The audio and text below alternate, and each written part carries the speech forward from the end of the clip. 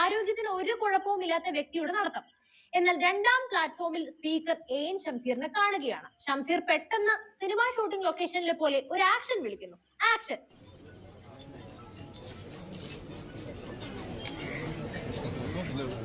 മിനിസ്റ്റർക്ക് പരിക്കുണ്ട്.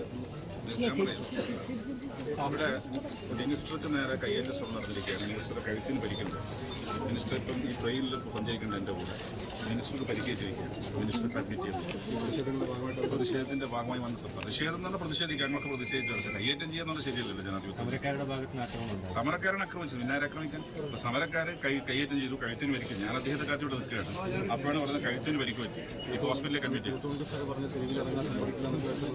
അതിപ്പോ ഏതാണ്ട് അങ്ങനെ തന്നെ കാണുന്നത്. മന്ത്രിമാർക്കെതിരെ കരിങ്കൊടി സമരം നടത്തിയ ആൾക്കാരാണ് നമ്മളൊക്കെ അതിന്റെ പ്രൊഡക്ട്സായി വന്ന ആൾക്കാരാണ്. പക്ഷെ ഈ രീതിയിൽ മന്ത്രി കയ്യേറ്റം ചെയ്യുന്ന ജനാധിപത്യത്തിന് പ്രശ്നമല്ല, അത് അപലപിക്കപ്പെടേണ്ടതാണ്.